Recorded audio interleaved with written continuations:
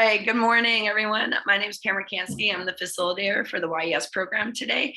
Well, every day, but today I'm glad to be hosting another session. The YMCA Education Series is free and open to the public. We encourage you to spread the word and tell your families and friends about the cool topics we've been having every month. We have about 6 to 8 of these a month, varying in all times different topics. This program will last about an hour. If you have any questions, feel free to put it into the chat box. We'll have a question session at the end of the session. But if you have any really important questions that you want to ask right away, put it in the chat box and one of the speakers or myself will be able to direct that question.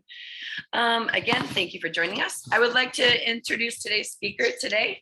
The topic is Scams, Be Alert and Aware. Jackie Melinger and Lisa Lipton will be talking to us today from My Personal Bookkeeper. We'll be talking about scams. Jackie is the owner of My Personal Bookkeeper and co-owns 3 local home instead franchises with her husband, Michael. Jackie has worked in the industry for about 20 years.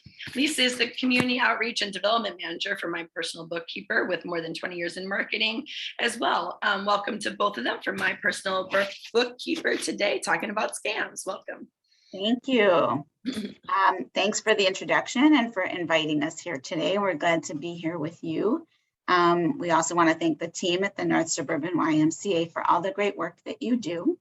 And we're glad to have the opportunity to speak to you today and provide you with some crucial information. And as Pam said, at the end, there will be time for questions, but feel free if you have something that you really want to say, as she said, put it in the chat or just speak up. We're a small group, so we're happy to hear from you too. And I'm sure you've had some experiences and we'd love to hear what you can share too. I'm going to go ahead and share my screen.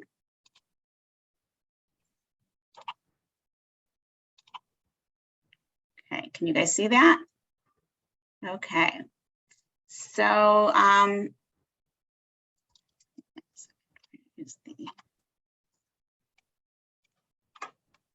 now I'm having technical difficulties.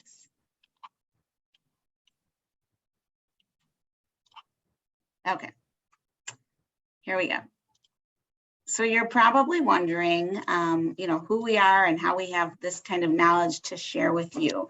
As Pam told you, I have owned this business, My Personal Bookkeeper, for almost 4 years now, and a home instead with my husband for well over 20 years. So a lot of business experience, a lot of senior care experience. Prior to that, I worked in nursing homes for several years. I do a lot with finance within my community, my synagogue, and most importantly, I run my household. I took care of my parents, and I've helped my aunt and uncle over the years, and friends and my siblings. And it's just kind of my thing that I've always helped people with their financial life, as well as just being there for them. I want to introduce you to Lisa Lipton, and she will tell you a little bit about herself and the company. Good morning, everyone. Good to have you here. I'll just tell you a little bit.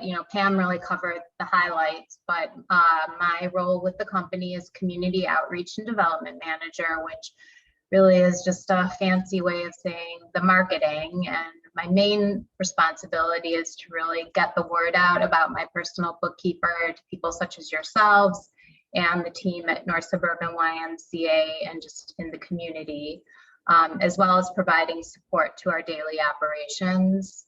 As Pam mentioned, I have over 20 years of marketing experience. This particular role was a bit new to me in terms of the industry, but I've been working for the company for about 2.5 years now, and have learned a lot, even though it was some tough times during the pandemic, but learned a lot. And I've done some volunteer work for the American Cancer Society, the Longevity Foundation, and way back when with Pilsen Junior Tennis Camp. And I'm happy to be here today. As Jackie mentioned, I'm going to tell you a little bit about My Personal Bookkeeper, just so you know who we are and what we do. Basically, in a nutshell, we provide our clients with help managing and organizing their day-to-day financial and household affairs. And although we provide more services than listed, I just want to go over some of the most requested services, which include bill pay. So that includes manual writing of checks, online bill pay, and we can help get you set up with auto pay.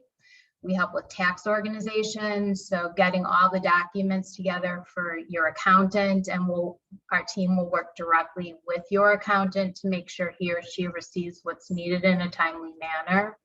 We can also help with insurance claim management.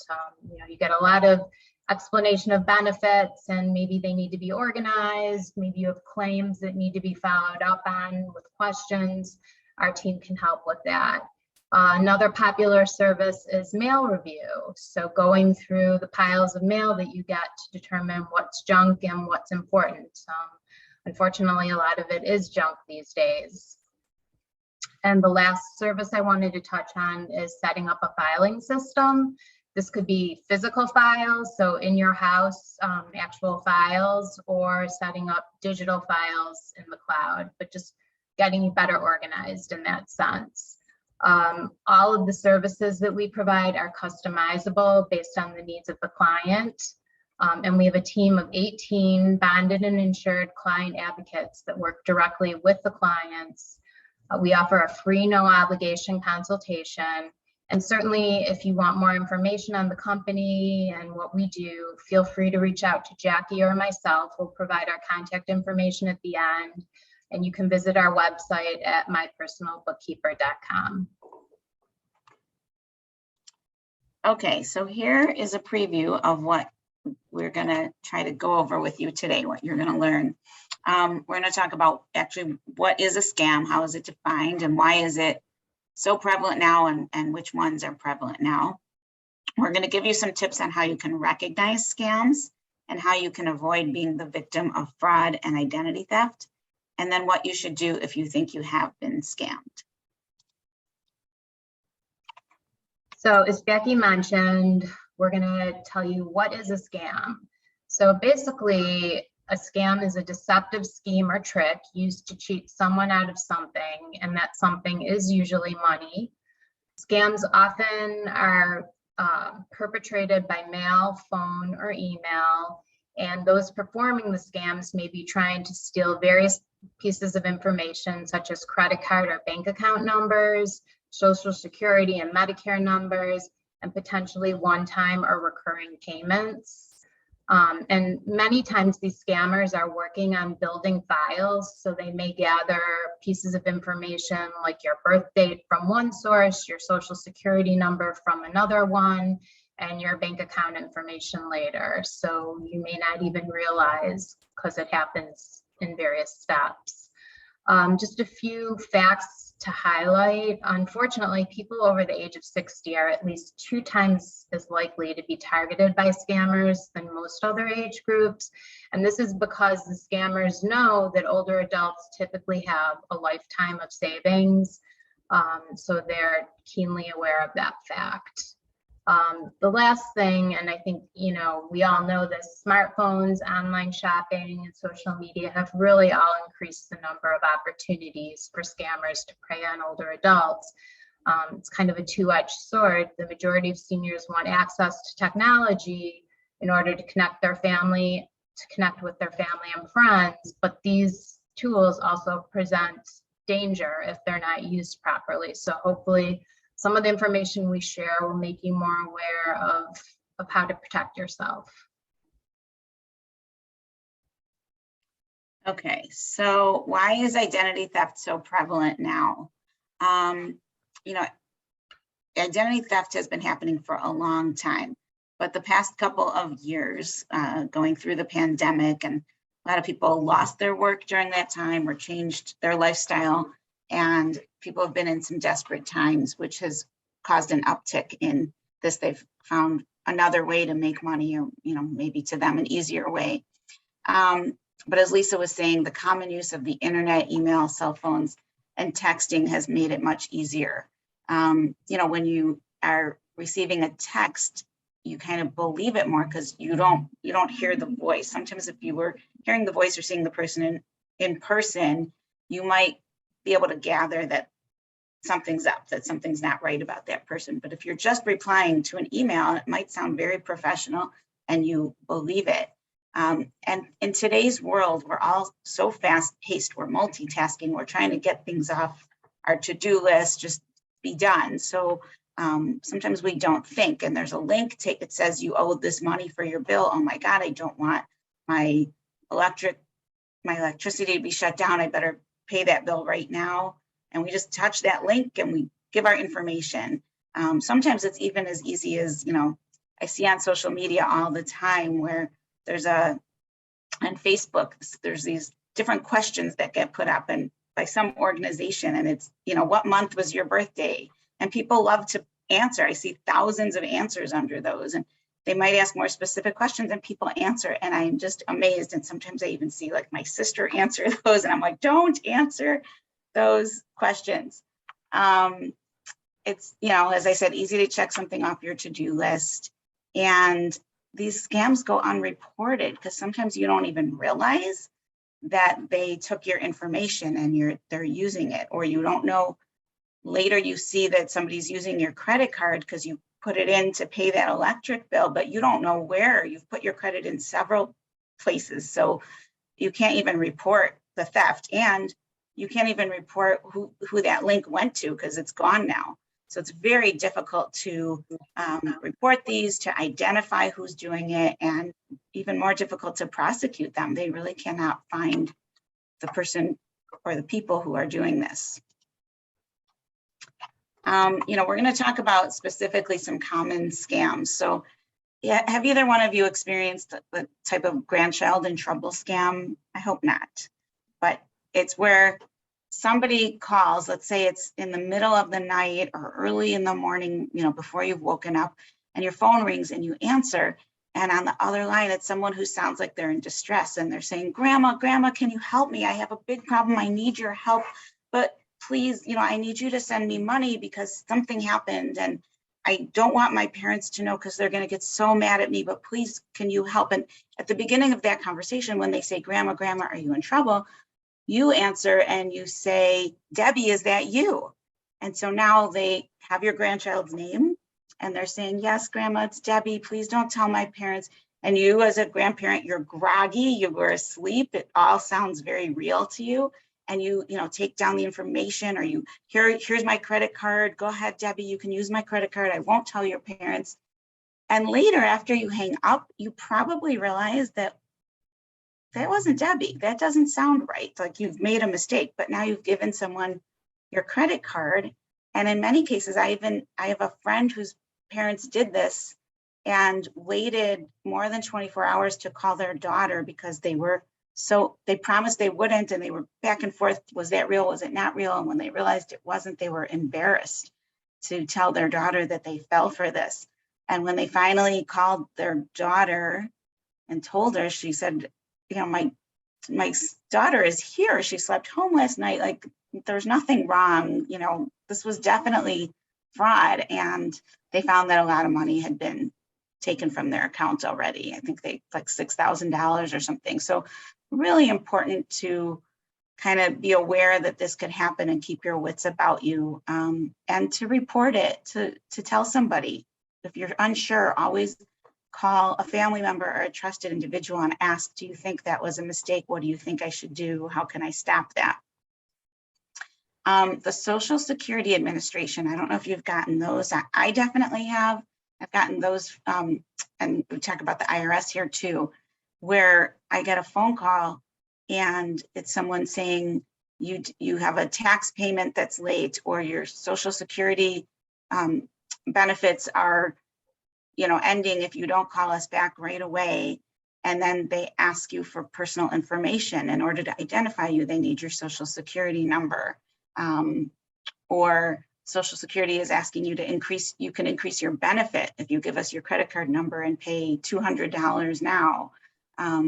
Just know that the Social Security Administration and the IRS and all of those government agencies will never call you by phone and ask you for these things. You will receive mail by postal mail, and not even through an email. If you get an email that tells you to click on a link in order to do this and take care of it, don't do that. You should hang up and call the Social Security Administration or wait for some mail to come to you from them. And sometimes those IRS calls will say there's a warrant for your arrest will be put into place, or there is a warrant out for your arrest right now because you're late on these payments. That's not true. That doesn't happen. We've started working with clients who hadn't filed a tax return in years, and there was no warrant for anyone's arrest. So it doesn't work that way. Just be very careful and think through what they're saying to you. And if you're not sure, call someone else and discuss it. So this next topic is on utility companies. And before I jump into it, I just want to say, you know, Jackie and I are kind of repeating some things. There's some common themes here along the way, but it's just so important, you know, that you don't click on links or emails or whatnot from people you don't know. And we're just going to keep reiterating that. But for now, oftentimes we hear of scams concealed under the veil of a call, email, text, or at its worst, an in-person visit from a utility company. And suspicious activity that you should be aware of includes the following. So the gas company or the electric company will never use aggressive or intimidating tactics to pressure individuals for payments. Tactics such as requesting a specific method of payment, asking you to leave your home while they enter, and threats to cut off service in a short time frame. You should be very suspicious if any of that occurs, and certainly never leave your home if you've got someone coming to do some work. If you receive a phone call asking about payment, have them verify information on your account before you share any information with them. Anyone entering your home must be wearing a uniform and a badge identifying themselves with that company name and logo. Also, they will not ask for payment information in an email. The email may include a link to view your bill or your account, but they will not ask you to enter any direct payment information in that email. It should all be entered and updated in the company's portal or by initiating a call to them, but not through an email. Also, they will not call to tell you of a refund and ask for bank account information. Again, that's just not information you should share. And lastly, they do not offer for your service to be partially covered by a charity if you make a partial payment by wire transfer or over the phone.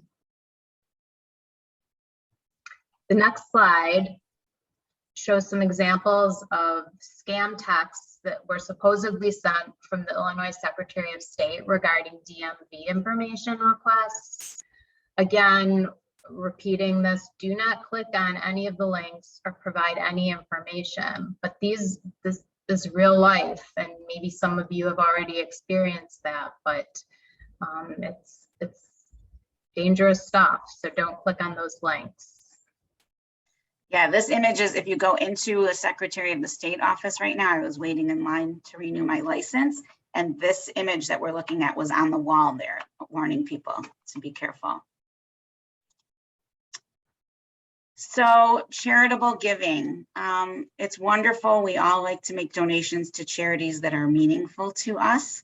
And, you know, you should be able to do that as you feel, but you should not ever feel pressured to give. If a charity calls you by phone soliciting you, ask them to send you information and tell them you will make a donation when you're ready to do so. Don't just give them your credit card or your bank account information on the phone.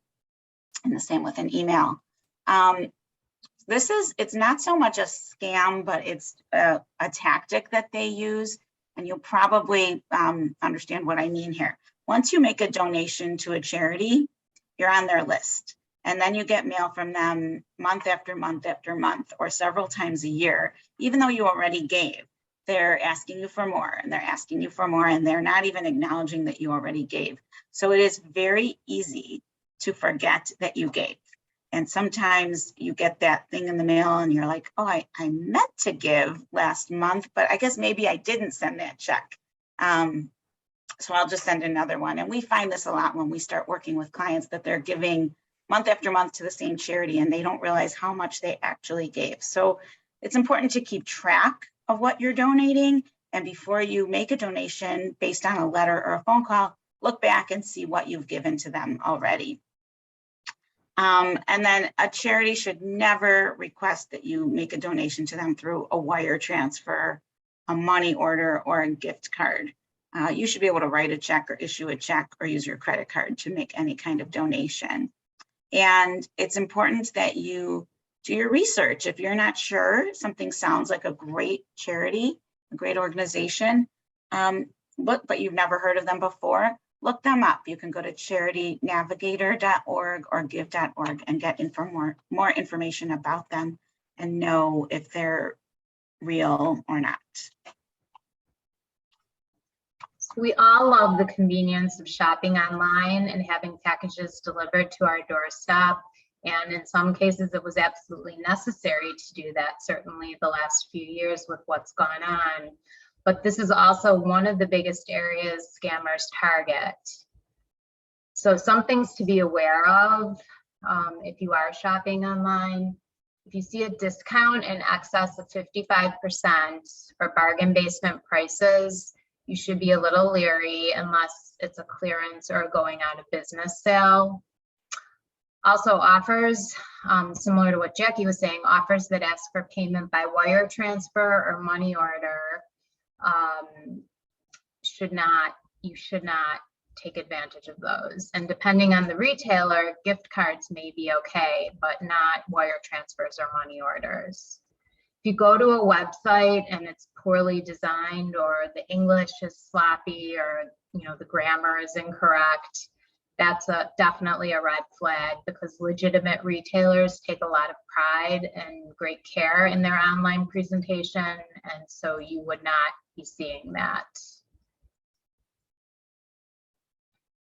And if the retailer or the online retailer has limited or suspicious contact options, so they only have a fill-in contact form, or the customer service email is either a Yahoo or a Gmail account, not a corporate one, like, all of ours are at mypersonalbookkeeper.com. We have info at mypersonalbookkeeper.com. But if you see something info at gmail.com, or it'd be something more specific, but just be aware of that. Also, the URL, which is what appears in the bar at the top of your screen, if that looks strange to you, if there's extra words included or characters, or the domain, like the .com or .net is strange, and you see like .bargain or .app or even a foreign domain instead of the .com or .net, definitely be suspicious. Regarding texts and emails for delivery confirmation, a lot of times scammers will send a text or an email and it appears to be from UPS or FedEx, hoping that you're going to click on a link to check on your delivery. That's not going to be the case. Don't click on that link. Again, common theme. If you don't recognize the sender, don't click on the link. So I'd like to share with you some specific examples of things that have actually happened that we've helped our clients to stop from happening or to repair the damage. We have a client who our client advocate visits her twice a month, and they go through the mail together, fortunately. But in this case, she received something that looked very real to her from the Social Security Administration, although it didn't actually say the Social Security Administration.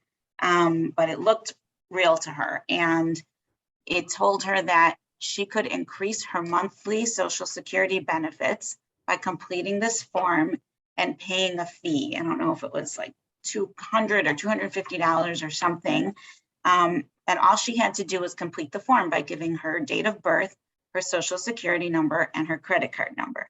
That's a lot of private information. A person can do a lot if they have those 3 items. So she filled out that form, and she would have mailed that in and thought that she was going to get an increased monthly benefit, but she put it in the pile so that when her client advocate was coming for the next visit, they could go over it together. And the client advocate looked at it and said, this is not real. She even was able to Google the company and find it said scam alert online when she looked at it, and they tore it up and discarded it and we were just glad that this woman didn't send it in without having us check it first. We started taking care of a gentleman who was suffering from some dementia and had been for a while, and was still, he and his wife were still taking care of the bills together. And I think they were both suffering from it. And this gentleman had not realized that he hadn't received his Social Security deposit in over a year. We looked back at statements and started questioning, where don't you get Social Security? And he said, of course I do. And we were trying to figure out where it was going. So our client advocate called Social Security with this gentleman, which is not easy and it takes a while. But when they got through, they found that his direct deposit was going to a completely different account number that was not his. And in the end, they found out that it was going to someone in California. Somebody had gotten in and stolen his Social Security benefits.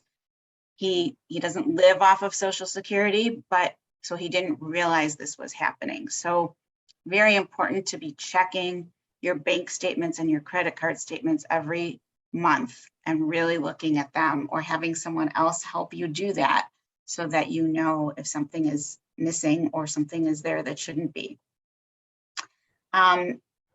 Over the past couple of years, I think it's dying down a little bit now, thankfully, but there were a lot of fraudulent unemployment claims being filed in people's names. So it even happened to me and to my husband.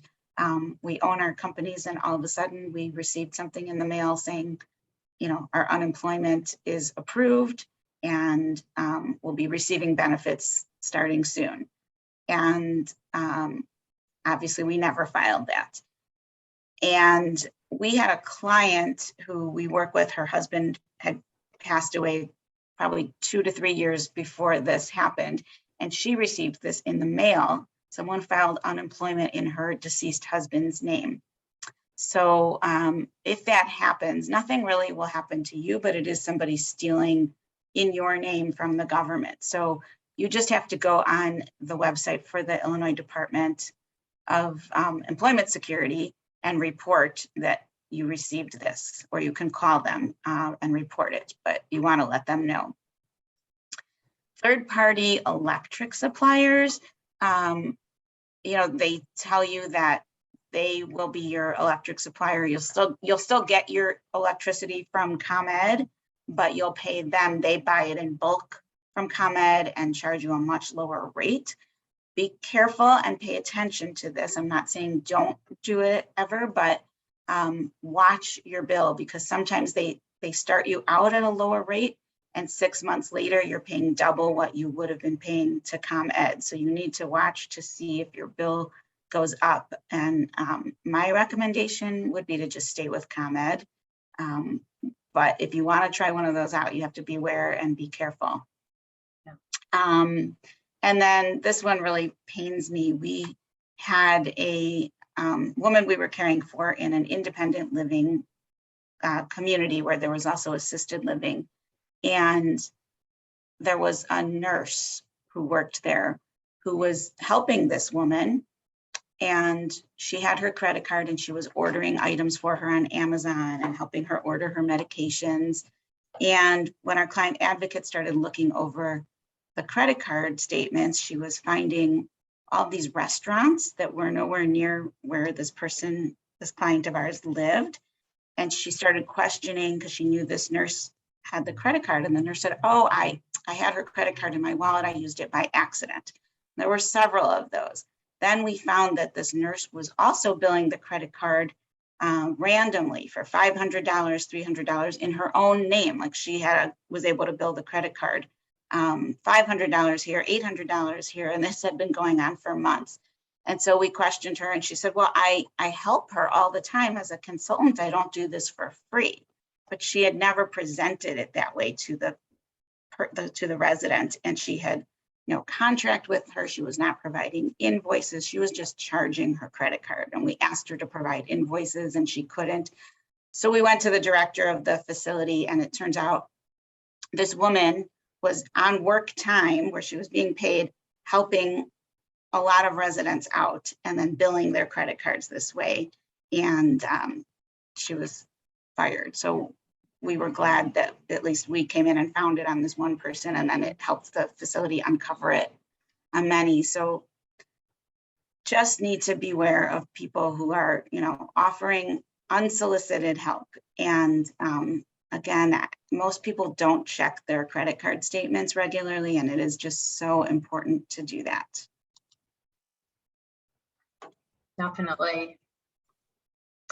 So again, some of this is going to be repetitive, but kind of just in summary, based on everything we've talked about, here are some of the things you can do to protect yourself from some of these scammers.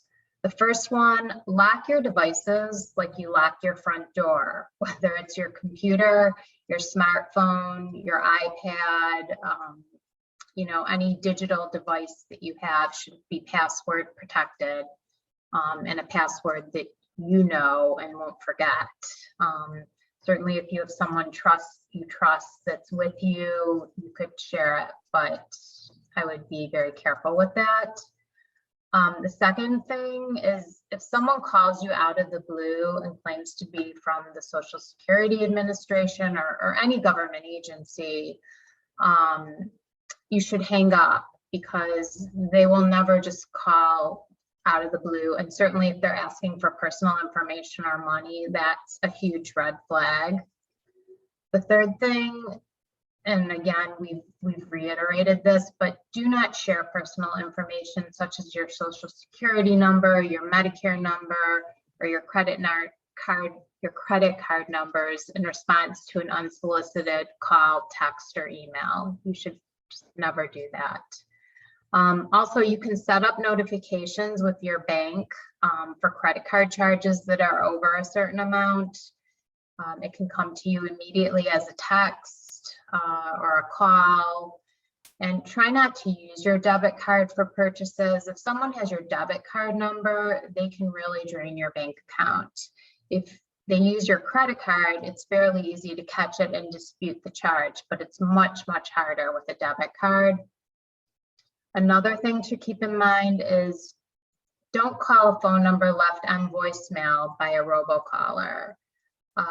You just are going to get yourself into trouble, and you should install some robocall blocking app on your smartphone, or you can sign up for some blocking services from your provider. All four of the major carriers, AT&T, Verizon, T-Mobile, and Sprint, give you tools to identify, filter, and prevent suspected robocaller numbers from dialing or texting you. So that's something to look into. Also, common sense, if you receive a call from an unknown caller or an unknown number, or one that doesn't bring up a caller ID, don't answer. If it's somebody that's important to you, they're going to leave a message, you'll get the message, and then you can get back to them. Also, again, we've said this many times during this presentation, but don't click on a link or download files from unexpected emails. Even if the email address looks like a company or person you recognize, if it's not expected, you should be very careful. And this applies to texts and unfamiliar websites as well. If you're in doubt, you should contact that company that supposedly sent the message, but don't click on anything, and try to use a phone number or a website from an invoice versus depending on some digital communication. Another thing to keep in mind, if you do receive a suspicious call, ask for names of companies and individuals. You have every right to hang up and do some research to make sure that it's valid.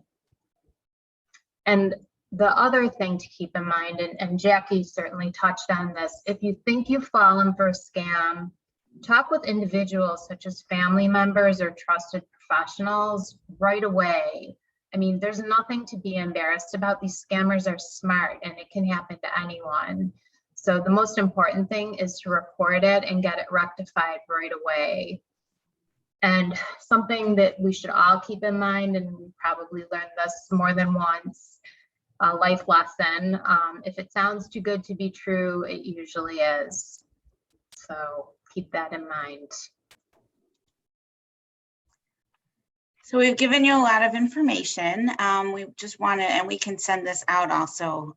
We can give it to Pam to send to all of you, but these are some ways that you can report identity theft or any type of scam. If you think something happened or you got a call and you avoided it, but it was suspicious, you can report it through these different agencies. There's the identity theft, there's the Illinois Attorney General, Report Fraud, which is a federal agency, and AARP has a fraud helpline too. So if you're not sure who to call, if something happened and you think it might be a scam, you can just call the AARP and ask them. They have someone on there who's very knowledgeable and will help you work through it and tell you what to do next.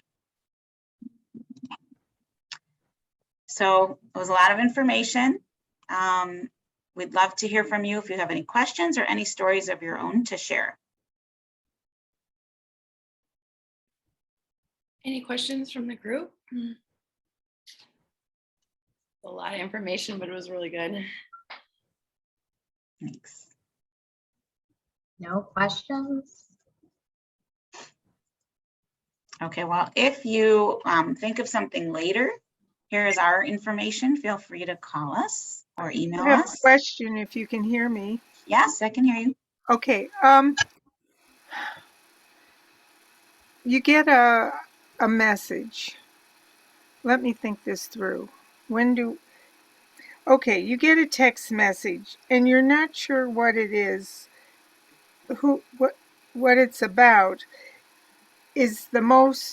Should you not look at all, or can you open the text and see what it says but not respond to it? If you have any inkling that it sounds familiar, it could be real, maybe open it and look at it and don't respond, I would most likely ignore it. Okay, That comes to me. If it's important, they'll find another way to contact you. okay. Okie doke. I have a question, or I have a comment. Sure. Can you hear me? Yes. I got scammed because I got an email that said Ace Hardware, and I shop there all the time, and I wasn't thinking, and so I clicked on the link, and they were offering earbuds at a good price, and I got so involved. I ended up having to cancel my credit card and get another one. And it was just a nightmare. And I did it only because it looked like it was from Ace Hardware. Mhm. And I was going to get a good bargain on these earbuds or something. And Yeah. so it was a nightmare. So I'm so careful now. And I just, it was so scary. And I learned my lesson, put it that way. It's a huge pain to have to change your credit card, and Yeah. Anybody who you've set up regular charges with, you've got to go back to them and give them your new card. And it's Yeah. also, it is scary. I once, my wallet got stolen out of my purse. I was in a restaurant and I had, foolishly, I'll never do it again, had my purse on the back of my chair hanging. Yeah. And the Oh, person at the next table, like, we put it together later, the person who was sitting across from me said she actually saw that person lean over, but she didn't realize what they were doing. They leaned over and they took my wallet and left the restaurant. And fortunately, I realized I didn't have my phone out. So I went to my purse to get my phone and realized that my wallet wasn't there, but it was already too late. And I had, as Lisa was telling you, to set up notifications for charges. My phone started buzzing out of control. They were charging things. They had gone across the street to Target and they were charging and charging and charging on my credit card. So it was very scary. Like, that's a horrible feeling. The restaurant called the police. I was on the phone with the bank. More charges were coming in while I was talking to the banker and she was declining them. It's crazy. So it can happen in a lot of different ways. It can happen to any of us. And why wouldn't you click on, a store that you're familiar with and you see a good sale? it's easy to fall for. So just beware. And maybe you could have gone on the Ace Hardware website instead and seen if they have those earbuds. But I know in Yeah. that moment, you're not thinking it through. That's So right. that's kind of our purpose here today, is to just make you aware and make you really think before you, maybe make you a little paranoid here. Yeah, and my daughters told me, Mom, cancel your credit card right away. You know, I mean, but it was kind of too late because it's already, so but I did cancel it, and I learned my lesson the hard way. Yeah, yeah, many of us do. Mm-hmm. Thank you. Thank you for sharing. Yeah.